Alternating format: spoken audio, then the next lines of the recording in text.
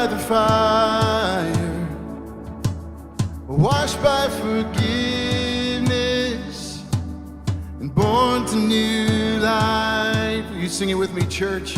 Into a family, placed in belonging, and buried with Christ, and now raised to life. Sing hallelujah. Let me hear you sing it out. Up from the waters, out of the grave,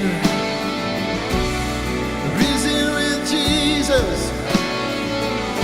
we have been saved. Glory to glory, and grace after grace, risen with Jesus.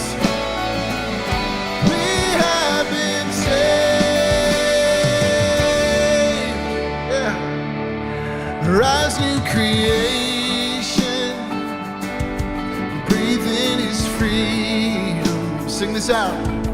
This is my story, and this is my song. Yes, it is.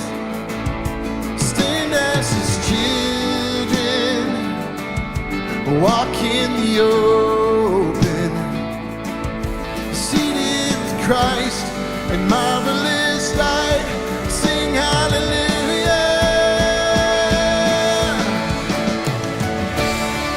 Up from the waters, out of the grave, risen with Jesus, we have been saved. Glory to glory, and grace after grace.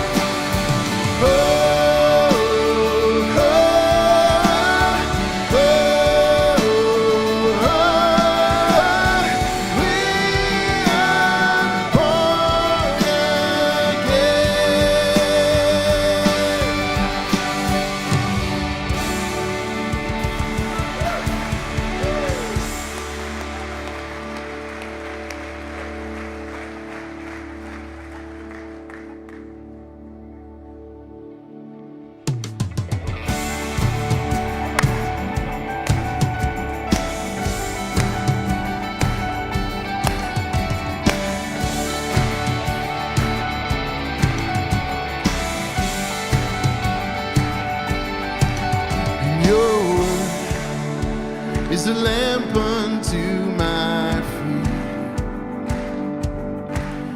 Your way is the only freeway for me.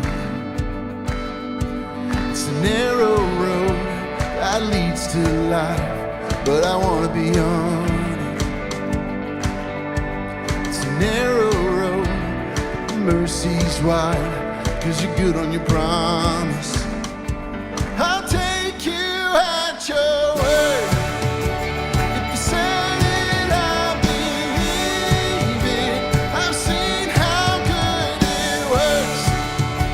If you started, you'll complete it. I'll take you at your word.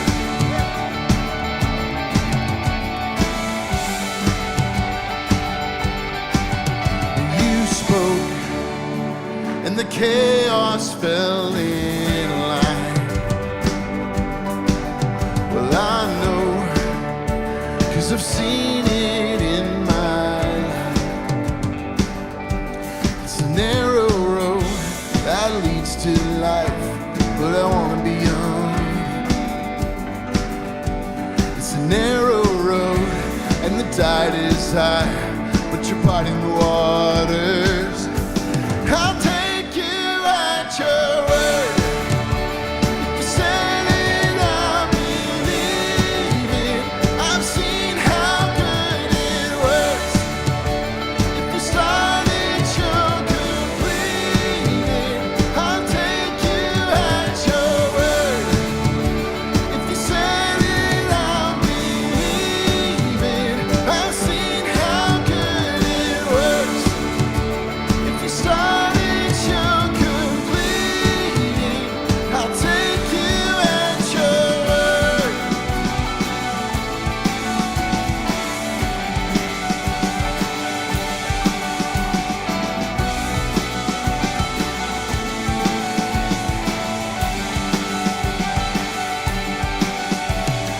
You said your love would never give up.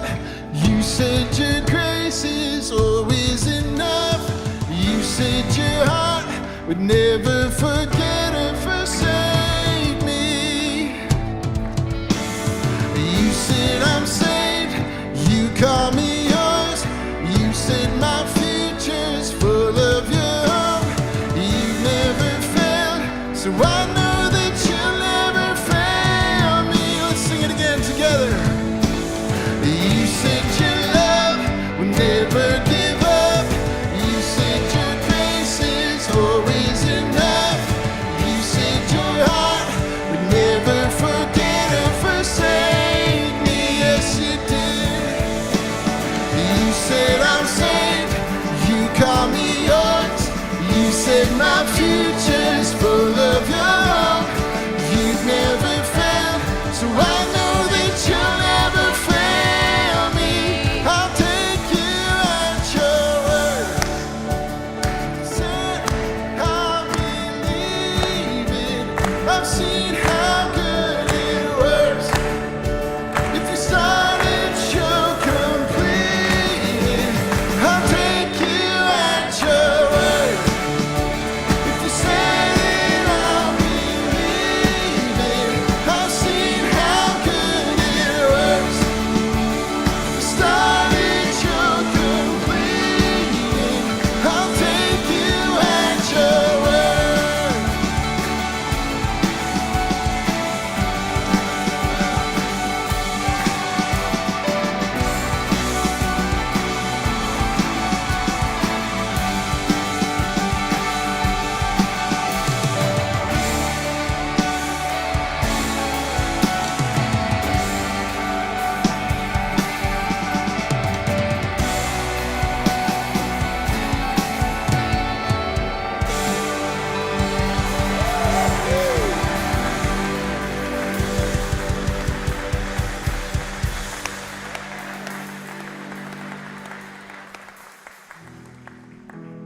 Did Johnny say he was out of breath when he came out?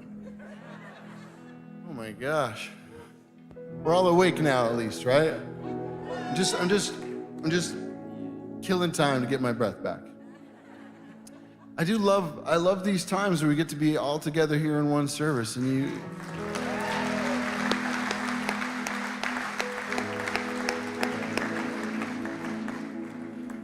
You sound so good this morning, church. It's not about making a beautiful noise, it's about making a joyful. Not that you don't sound great. I'm not saying it in that way. But it's not about making a beautiful noise, it's about making a joyful noise. Isn't that right? Yeah. So I want to teach you, I want to teach you a new song. It's called Reason to Praise. And as we were preparing this song, I was thinking about the story of Paul in Acts chapter 16. When he's sitting in prison, pretty terrible situation, beaten, whipped, and sitting in prison. And he decides to lament it, right? Now, decides to lead a worship service. And just can't imagine how powerful that would have been, right? So I think the idea of this song is that no matter what we're going through, we can find a reason to praise. We can know that God's in control. We can know that he loves us, and that we're promised to never be left alone. Isn't that right? All right. Let me teach you the chorus of this song. 'Cause you're the God of the breakthrough. When I'm breaking down, you be working way through. When there's no way out, this one thing you're still on your throne. So whatever I'm feeling, I still got a reason to praise. And it goes like this. Praise, praise. I still got a reason to praise. You try that one time with me? 'Cause you're the God of the breakthrough. When I'm breaking down, you'll be working a way through. When there's no way out, this one thing I know, you're still on your throne. So whatever I'm feeling, I still got a reason to praise. Sing it out. Praise, praise. I still got a reason to praise. All right, let's sing it together.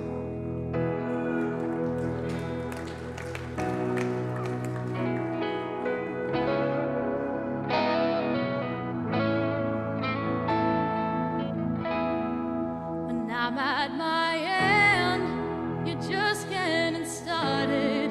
When I hit a wall, you just walk through. When I face a mountain, you are the maker. So it's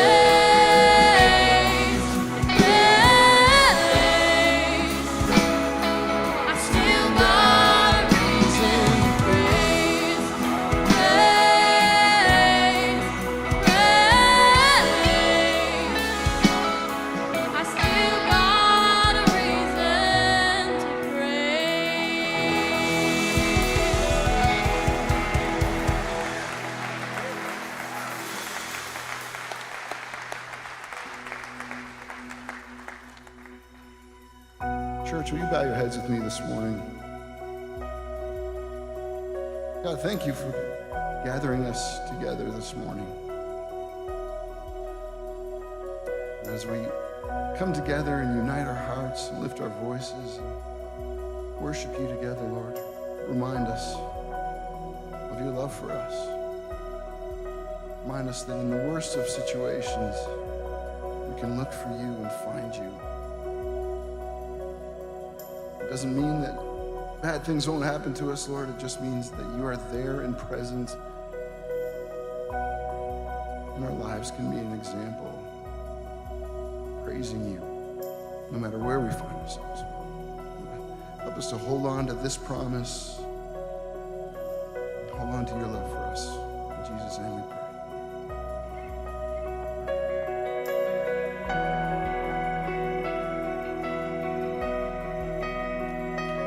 The oceans may rise over my head. You can't change what you said. You can't change what you said. Though I be found in the valley of death, you can't change what you said. You can't change what you said.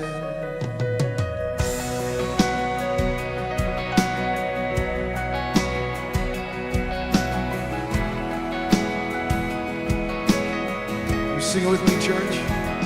The oceans may rise over my head. You can't change what you said. You can't change what you said.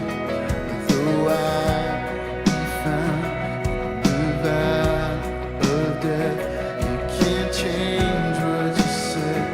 You can't change what you said.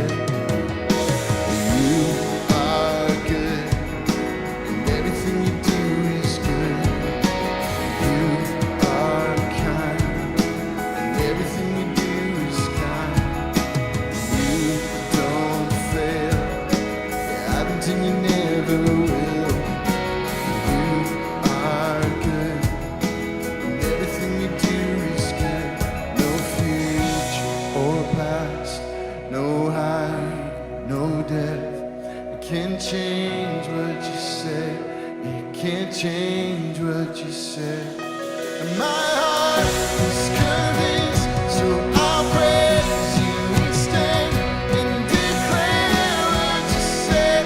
I'll declare what you said. You are good, and everything you do is good. You are kind, and everything you do is kind. You don't fail, haven't you never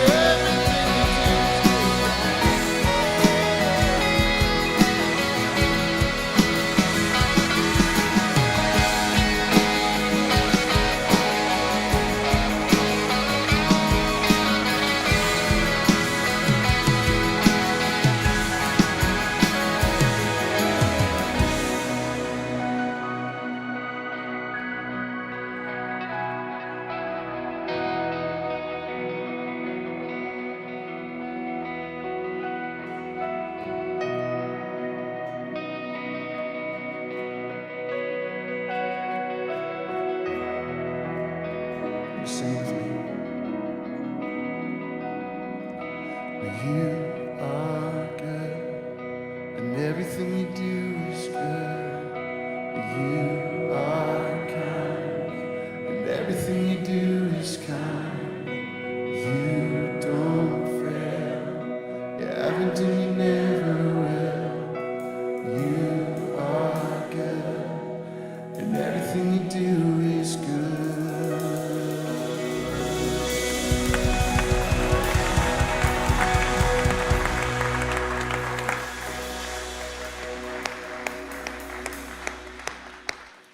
Church, thank you for worshiping with us this morning.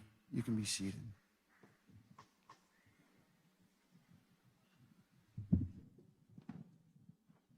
Well, good morning, Cape Cod Church. Can we give it up for our worship team one more time? It is so good to be here this morning and to worship with all of you here at one service. If this is your first time here with us, yeah, you can give a round of applause. It's good to be here together. I was talking to somebody last week, and they were talking about their first visit to Cape Cod Church, and they were like, I walked in, and it felt huge. And then she was like, but you know, over time, she goes, now it feels small. She's like, I know people. It's one family. And we've got a big family, but when you start to get to know people, man, those relationships, this place, when it feels like home, it's big, but it's small. And it is so good to come and to worship together this morning. We are so glad that you are here. In a moment, we're going to continue with our service. But before we do, I've got one update for you, one highlight for you, and one surprise announcement for you. Are you ready for that? Is that all right with you? Awesome. All right.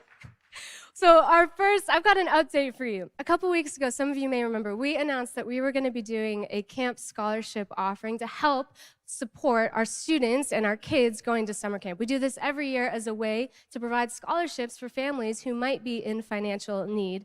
Last week, we got to hear a little bit from Johnny, our youth pastor, about his heart for camp. He's been away this week, actually, in Pennsylvania speaking. He is back. Ask him about that experience. It was amazing, amazing week down in Pennsylvania.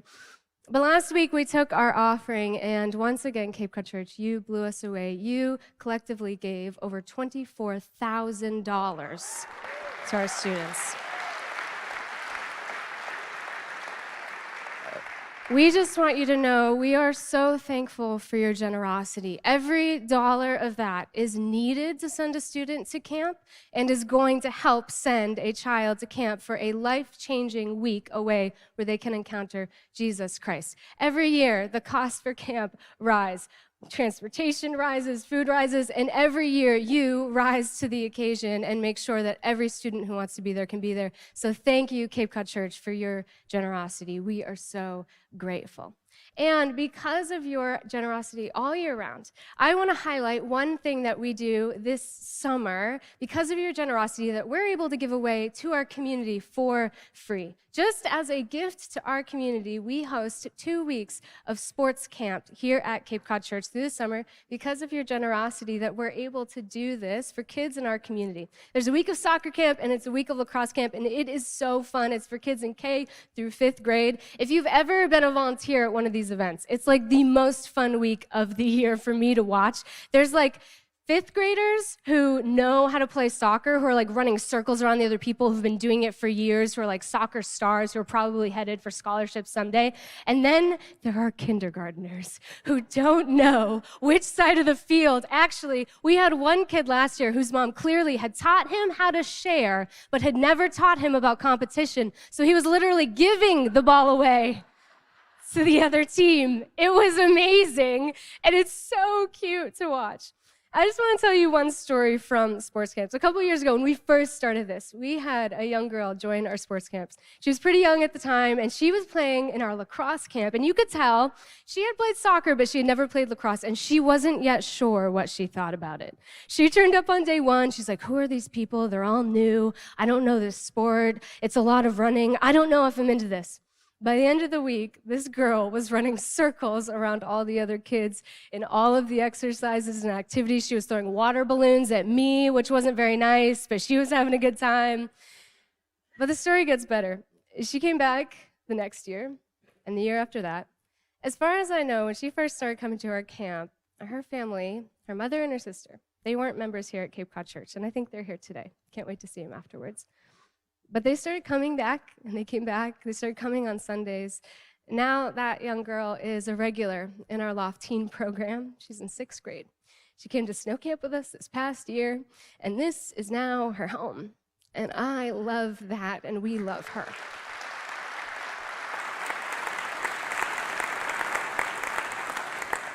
I tell you that story because it is the heart of our sports camp program. We hope that kids get to the end of the week and they love the week that they've had. My favorite thing last year, she turned to one of her new friends. It was somebody new, first time participating, and she turned to them and she said, "You don't like it right now, but you're gonna love it by the end of the week." She's coming back as a coach this summer. I love that. Our hope is that every kid would get to the end of the week and they would look to their friend and be like, "You're gonna love this." And our hope is that they would come back to Cape Cod Church to experience more of the goodness that they've gotten a taste of that week. And our hope is that they keep coming back, that this place becomes home, that they have a lifelong positive relationship with their church and with Jesus Christ because someone was willing to give them a free week of fun on Cape Cod. That is our vision for these camps. And so we just want to thank you for your generosity, which makes it possible, and we want to invite you. If you've got a child in K through 5th grade, we hope that they'll participate, and we hope that you'll invite a neighbor to come with you, because it is an epic week, and we believe that the impact of it we haven't even fully yet seen and will continue to go on for generations to come. So, Cape Cod Church, if that were not good enough, I have one more surprise announcement for you. I wanted to thank you for your generosity, but in a moment we're going to continue with our service, and we have a surprise feature for you. Now, if you subscribe to our newsletter, you already know this, but if you haven't been checking your emails, today, by popular demand, we have brought back the Summer Lyrics series at Cape Cod Church.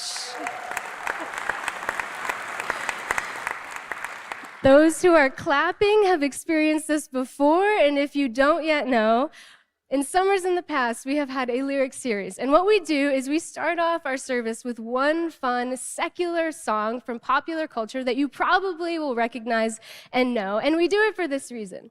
Culture speaks through art, and culture today often speaks through music. It's a way that our culture cries out, suggests truths, and wrestles with tensions. And when we lean into this music, we get to get a pulse on what our culture thinks and feels about a variety of things, and we use that as a starting point for conversation. And then together on Sunday mornings, we turn to the scriptures and see what it has to say, to see the places in culture that we can celebrate where it's gotten it right, and to maybe wrestle through some of the more difficult or challenging things. And today, we are starting with a conversation about friendship from the book of Philippians. And I am very excited because one of our summer interns, Clara Sines, is about to lead us in this song on friendship. So here's what I need, Cape Cod Church. I need you to let her know how much you love her. Let her know that you're there, because it's dark. I know you're there, but I can't see you all. I need you to let her know that you are there. Can you do that for me? All right. So Cape Cod Church, will you please help me welcome, hailing from East Falmouth for the very first time, performing I'll Stand By You from the Pretenders, Clara Sines and the Cape Cod Church worship team.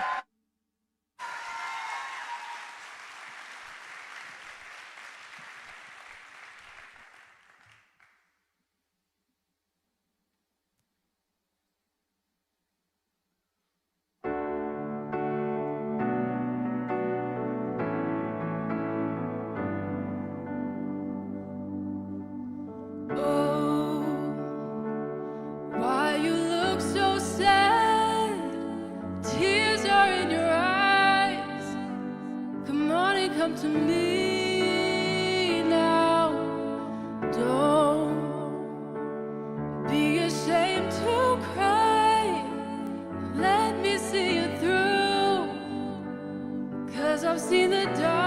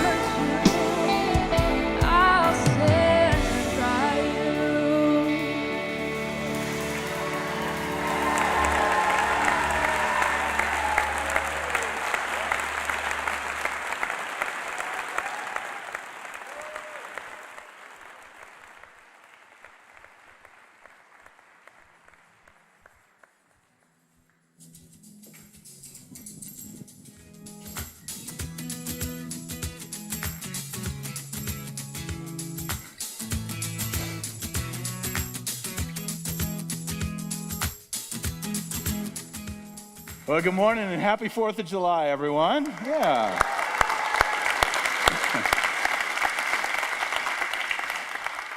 I'm a little jealous. Nobody's ever waved a phone light for me.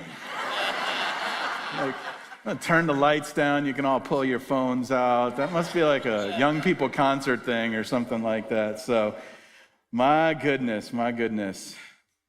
Man, it's true though. We all, man, we want friends, people that stand by us. And if you own a home on Cape Cod, you discover how many friends you actually have around the world, right? Like, oh, hey, we're coming to visit. And we want friends, deep relationships, people that will stand by us.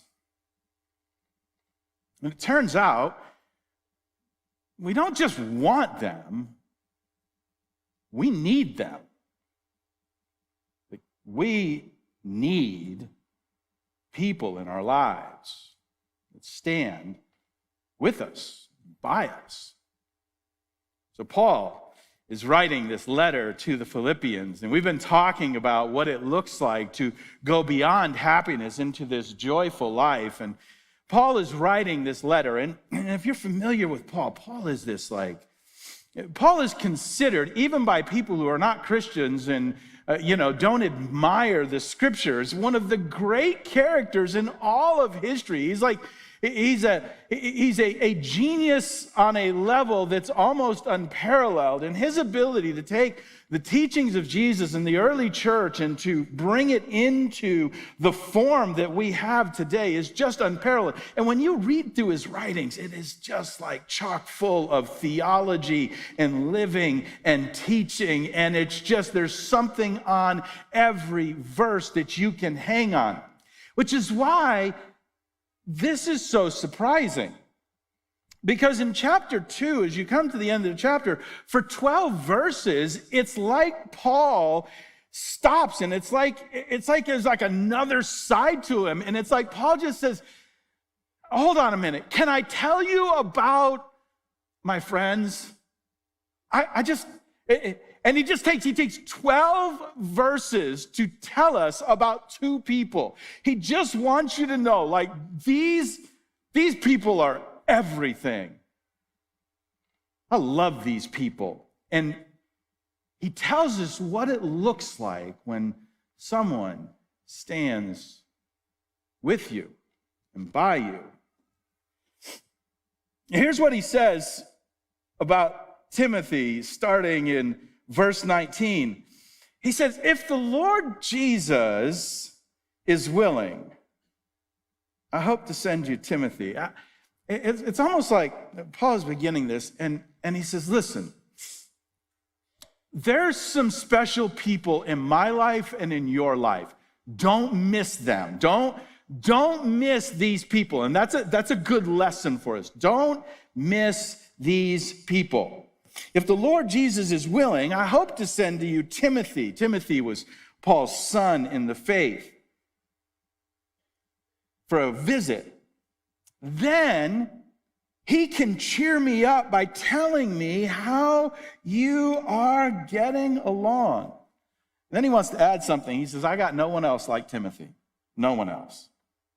Who genuinely cares about your welfare. Let me tell you something about Timothy. Timothy is the real deal. And Timothy is in it for you. Then he adds, all the others care only for themselves and not for what matters to Jesus Christ. Man, listen, I'm telling you, Timothy cares about you. See, there's a difference between caring about something and being interested in something. There's a difference between being interested in someone and caring for someone. Those are different things.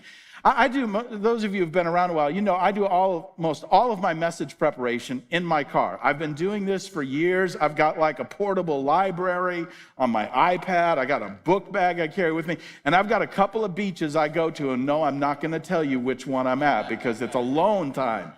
But one of the things that happens is every year I can see when the ospreys arrive and they get up on those perches, and we kind of take them for granted, but man, these are amazing creatures. And you see them kind of out there, and their eggs are laid and the babies are about to come, and then you'll see, mom, dad, they're out fishing, and you'll just see them swoop down. There's one place you'll see them swoop down on the water, and it's just like they're just looking, got it, right, boom. And all of a sudden, up they're flying, fish in their claws, right back to the nest, drop it off for little baby, maybe take a chunk out of it themselves. I mean, they are definitely not vegetarians.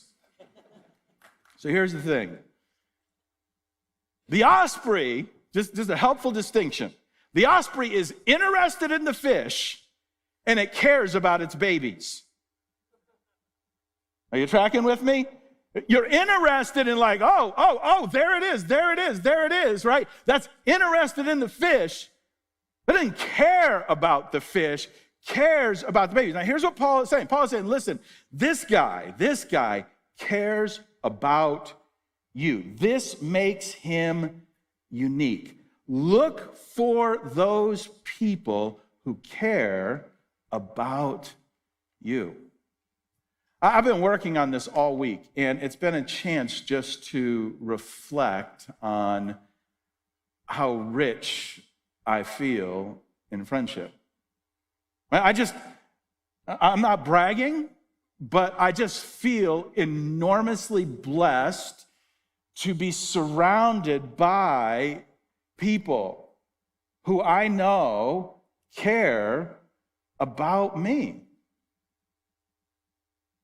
In my family, in my church community, on our staff, in my ministry peers, sometimes I feel like this is a group of people.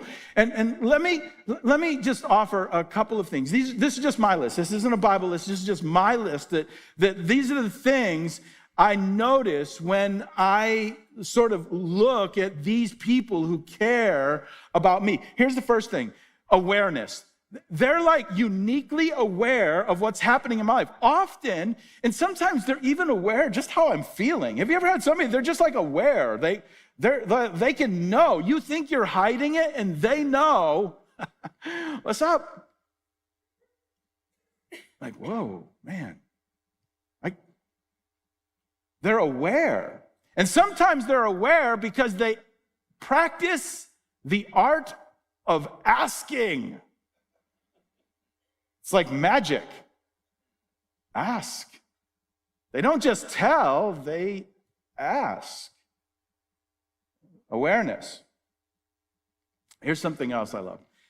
They make bold, clear statements. Here's what I've talked a lot at Cape Cod Church about the importance of having people in your life who can tell you the truth.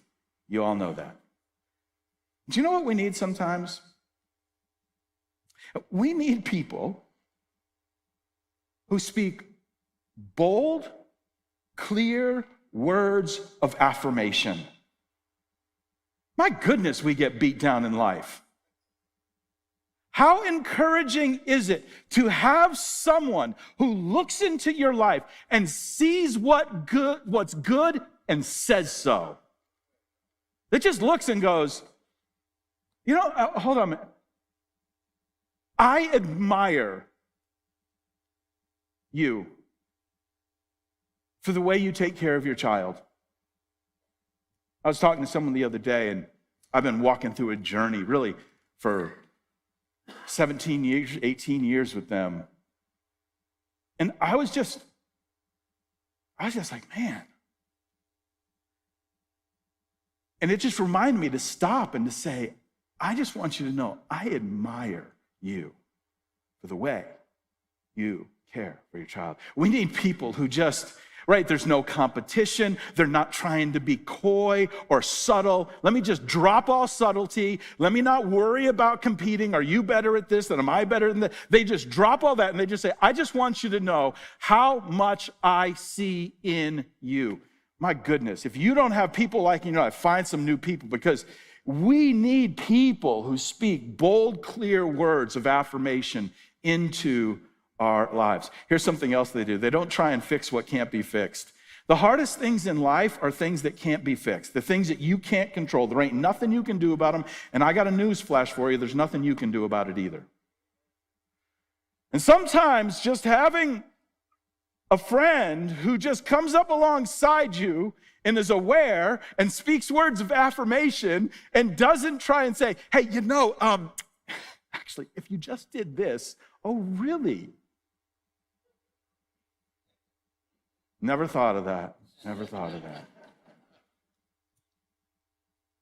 People who are aware and just kind of come up alongside and recognize, hey, there's some things in your life you've got no control over and you're not responsible for. And they're not going to try and fix it. They're just going to try and walk through it with you. My goodness. Sign me up for 2 more of those kind of people, please. And here's something else they do, because when you don't know what to say, what do you say? Well, they point you to Jesus. Listen, I don't know how to say it, like the best kind of people in my life. And I'm not saying every good friend I have in life is a Jesus follower, but I'm going to tell you, there's a bond I have with people who follow after Jesus and who know this. At the end of everything else, when I don't know what to say and there is no solution, I just want you to know this: Jesus. If you're stuck and you're out of solutions and your heart is broken and you don't know what to do, Jesus. I just want to point you to Jesus. I just want you to see Jesus in the middle of this. Paul is saying, man, this guy, he's good. I can't wait to send him to you. But he can't come yet. So in verse 25, he says, I'm going to send somebody else. And now he says, let me tell you about somebody. He says, meanwhile, I thought I should send Epaphroditus back to you. He is a true brother, co-worker, and fellow soldier. Now, watch the language here.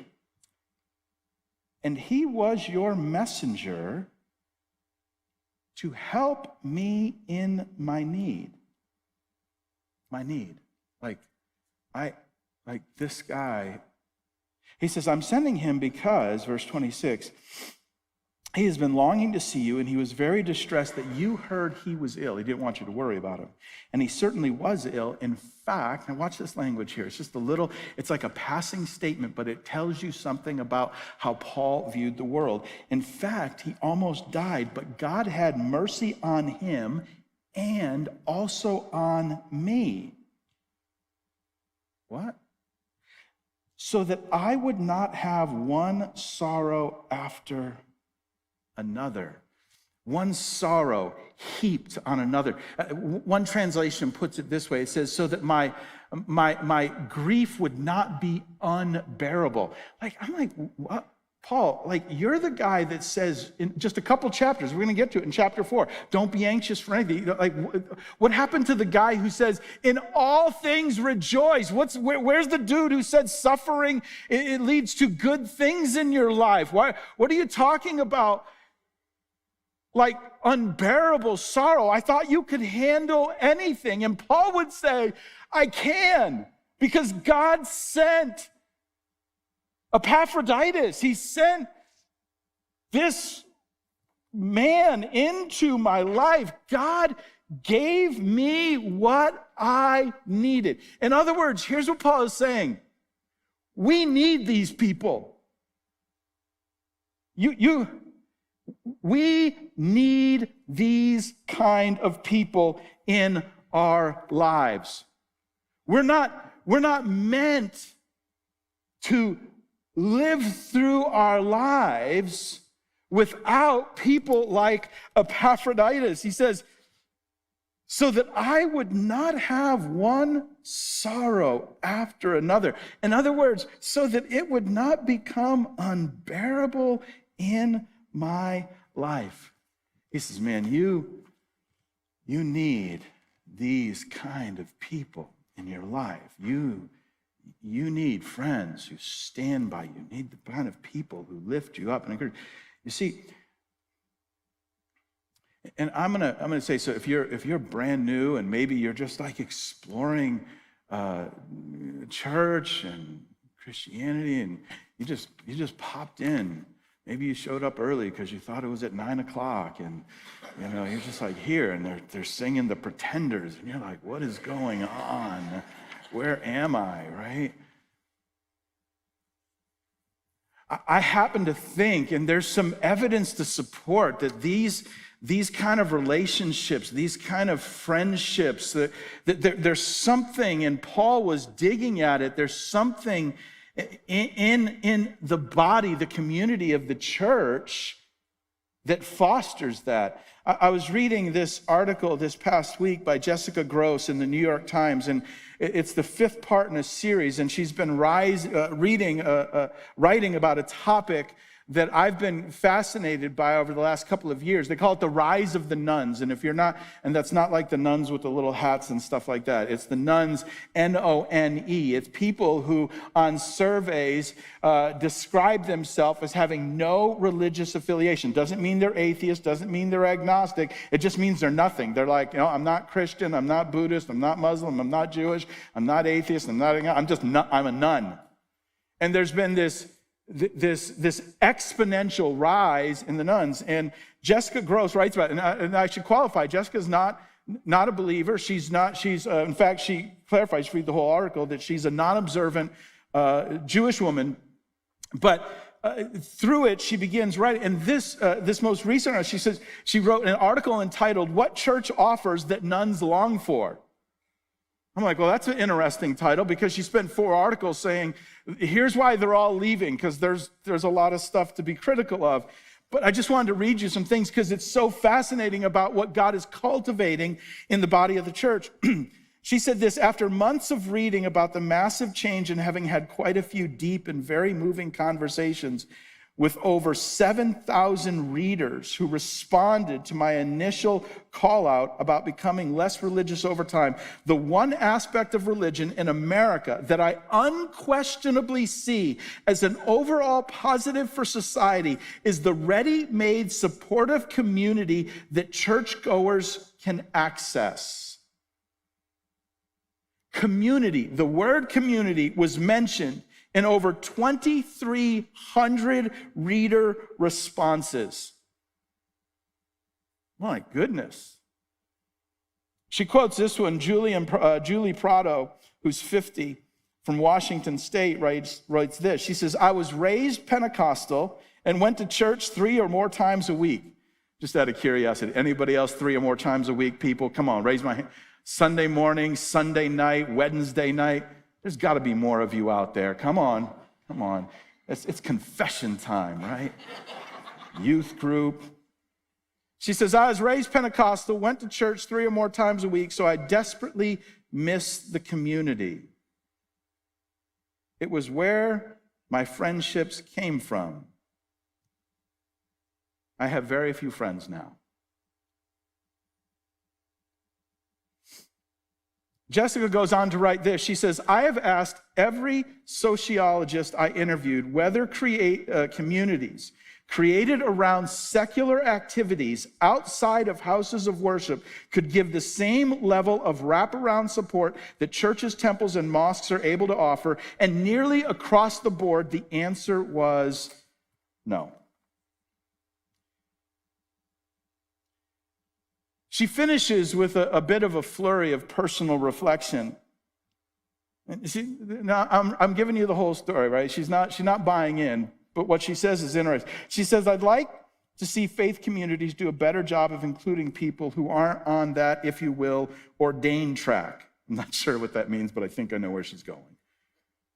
Not because I think people need to be religious to live good lives. I don't believe that. She just wants you to clarify. I'm reading it all. And then she says this, but because almost everyone needs community to flourish.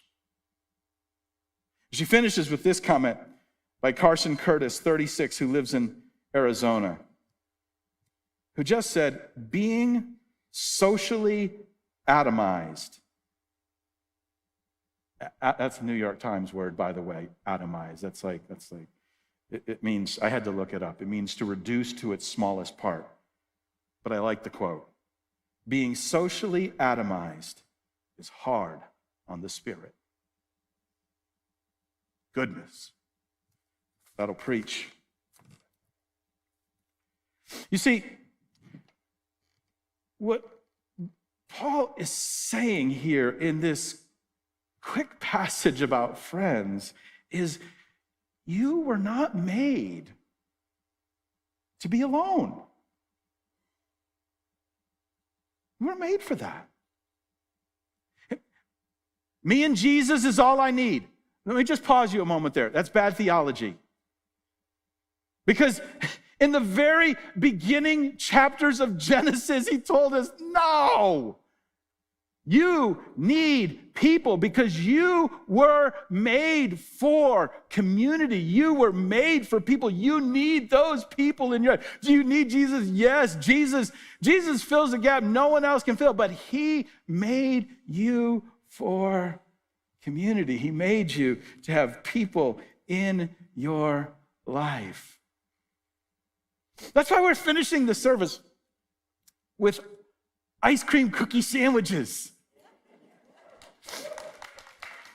You say, I thought you were just bribing us to come to church. A little bit. I told one of my friends there are 10 million people on Cape Cod this weekend. I'm not sure how many are planning on church. Thank you for being the ones that are, man. What a great day. Remember growing up, some of you, my 3-time-a-week people, you remember potluck suppers? Remember potlucks? Oh my goodness. You know what a potluck was? You didn't realize it then. Preacher was bribing you to come back to church on Sunday night. Those things were never Sunday morning. It was Sunday night. Hey, come to church Sunday night. Bring your favorite dish. We're going to put them all together. We're going to go in the basement. We're going to eat stuff like, I don't even know what that stuff was. And oh, by the way, around the potluck supper, you know what happened? You knew people. You met people. You built relationships. We've just upgraded the potluck to ice cream cookie sandwiches, folks. That's all we're doing. We're like, hey, man, come on. And some of you, I'm just preaching at you right now because I'm like, hey, don't slip out the back door. Come get an ice cream cookie sandwich. And if we run out, I'm sorry. We love you. But we'll cut them in half. We'll divide them. But we got lots. We got hundreds and hundreds and hundreds of them. You weren't made for alone. And let me just add to this. Your spouse, husbands, your wives fill an incredible role in your life, if you let her. Wives, your husband fills a vital role in your life, if you let him. I talk about that all the time. At the top of my list of people will be that woman right over there. Somebody took our seat, but she's right over there. That's right.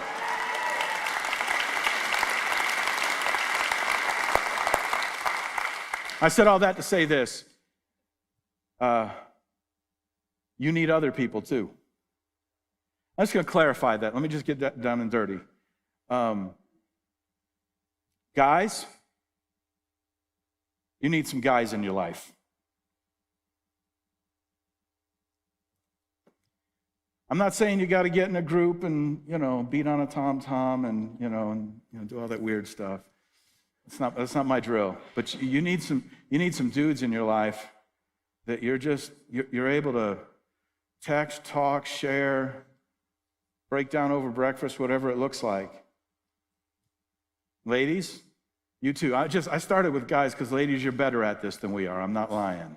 We should all just sit down. I should not be preaching this. Bring some ladies up here and let them preach that. We'll get to that in a couple weeks, right? Ladies. But we need those people in our lives. And it leads me to the last thing I want to say in this passage, because Because there's something about these people, and Paul is getting to it, and he says, so that I would not have one sorrow after another. In other words, Paul is saying here, Epaphroditus made the unbearable bearable. Like, life is hard right now, but he helped me get through it.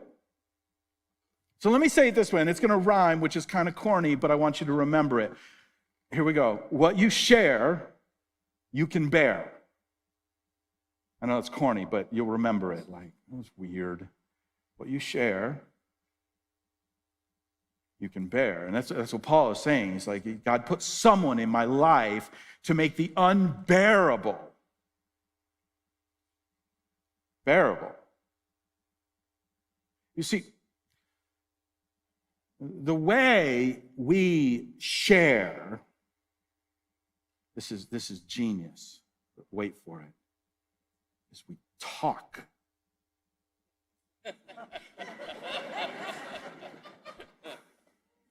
That's it. That's how we grieve.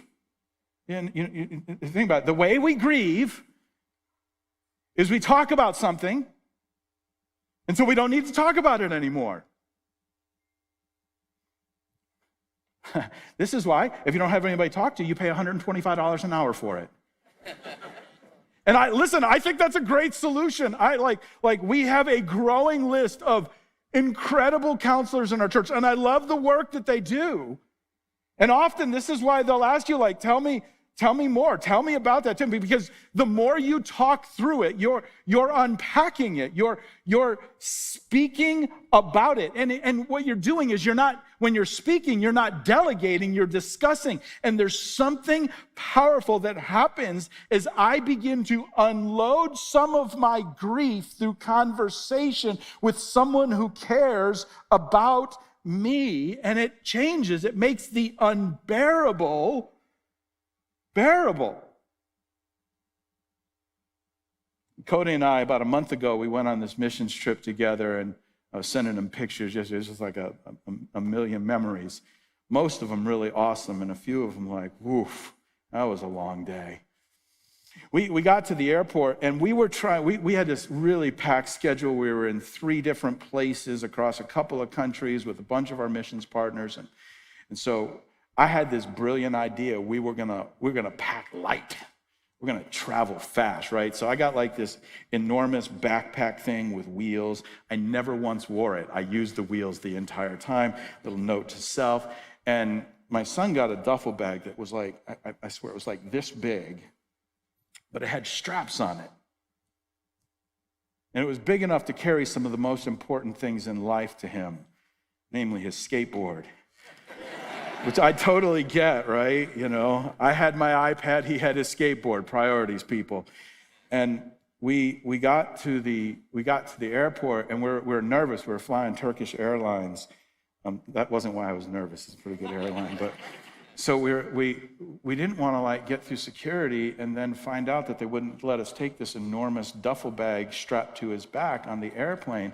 So we went up to the counter and we said, hey, we don't want to check anything. Can we carry this? And she's like, let me weigh it. I'm like, oh, I thought if you just carry it didn't get weighed. It turns out there's like, I don't know, like a 10-pound limit on what you can carry. And so she puts it on and it's like 12 pounds. And she says, you need to lose 2 pounds. I'm thinking, I need to lose more than 2 pounds, but whatever. Couldn't. Sorry. Need to lose 2 pounds. What was I thinking? That was not in my notes, by the way. So Cody and I, we're like, she's like, just go right over there. And we did. We just walked to the side, and the backpack I was wearing, and the thing, she never weighed. I'm like, okay. And I said, Code, let's just unpack your stuff and put it in my bag. We just unpacked it, put it in my bag. He took his bag, and she's like, green light, you're good to go. It worked perfect till we got to Istanbul. That was another story, but hey, let's unpack that. What you share, you can bear. Hey. Let's unpack that a little bit. You need someone in your life that says, come, let's go over the side here and let's just unpack that a little bit. We all need that, and that's what Paul's saying. Paul, the great Paul, the one who said, don't be anxious about anything. Instead, just pray. That guy said, Epaphroditus made the unbearable bearable. I'm just glad he's here. He didn't tell us what he did. I'm just glad he's here. I don't want to diminish the role of Jesus Christ. In fact, I want to finish with Jesus because, listen, Jesus is where it most often starts, and then he'll send somebody into your life. And it may begin with you today just unpacking it with Jesus. You may be like, I can't talk to anyone else about this, but you're just starting to unpack it with him and just unload it. It's like a practice run, and he'll send people into your life. But don't discount the value of that person that he sends into your life and the value of sharing that burden with them, because it makes the unbearable bearable. But maybe you're here, and I just want to finish by just saying you're here and you've been just wrestling with what to do with Jesus. And I don't know your story, how you got here, what you came through, what he's been teaching you, what he's dragged you through, what he's lifted you out of. I don't know any of that. But if you're here and you'd say, I need Jesus Christ in my life, I just want to give you a chance to finish the service by saying yes to him and inviting him into your life, because there is no friend like Jesus. And when there's nowhere else to turn, Jesus is always there. And when you feel like you're alone, I promise you, he's never left. And that's why I can confidently say to the one who's been on the sidelines and just keeping Jesus at an arm's length and not sure what to do with him, man, say yes to him. Don't miss it. Don't miss it. Would you bow with me? Our heads are bowed, our eyes are closed. Moments just quiet moment of reflection. And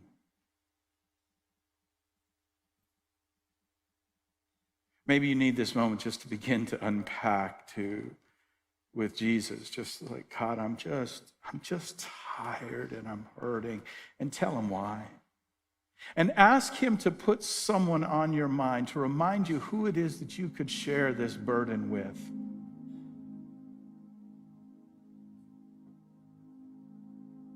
And while you're doing that, let me talk to the one who's just on the fence with Jesus, but ready. Ready to say yes to his gift of forgiveness, his gift of mercy. The salvation that only Jesus Christ can offer. To invite him into your life and to give your life to him. And if that's you, then I want to invite you just in the quiet here while our heads are bowed and our eyes are closed, and the moment is a private moment. I'm going to lead you in a prayer in a moment, but I want you to know it's not my prayer that God's listening to, it's yours. It's the prayer of faith that comes from your heart, of faith in Jesus Christ and Christ alone.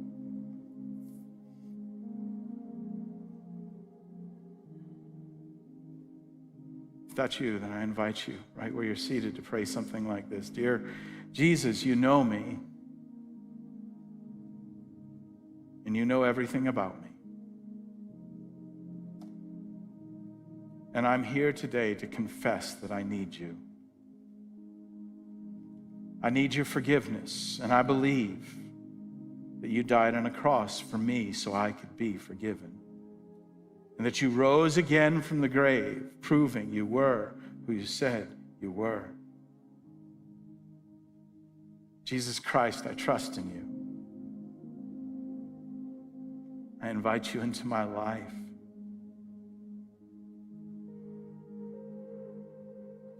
I want the full life that you speak of, and I want to live my life fully for you. Jesus, I pray. In your name, amen.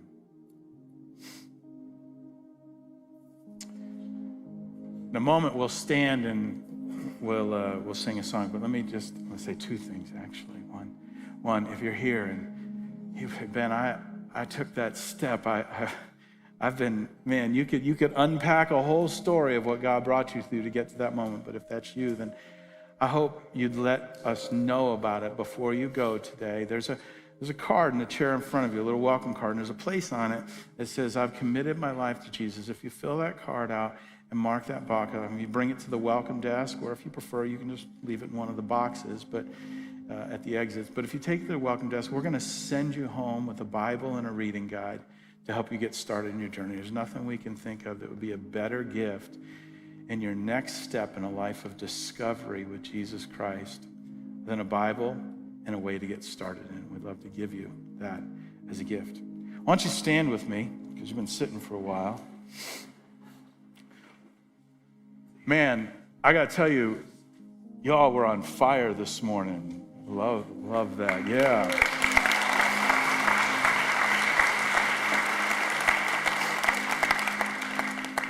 I love this group, and I love them because I know them, like I know their heart. And so I'm really excited to announce this because we've been plotting and planning this. But Cape Cod Church worship team is getting ready to record their first album. Yeah.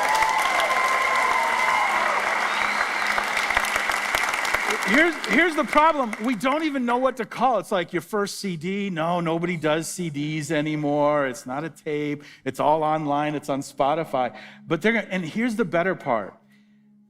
On January, man, that was bad. July 30th, that's the last Sunday of this month. On Sunday night at 7 p.m., we're going to have a night of worship, and here's what's going to happen.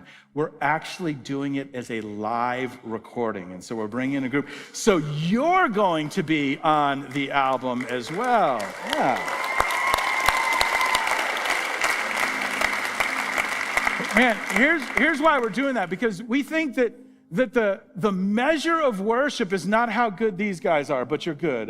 We're thankful for that. The measure of worship is when the people sing. Yeah. It's our collective voices together lifted up. And as we were planning this album, we said, we don't want to do this just in a studio somewhere so it sounds good. We want the voices of the congregation to be a part of that. And so mark off Sunday night, not January, July 30th. And night of worship. It's gonna be a great night. All right, let's sing together.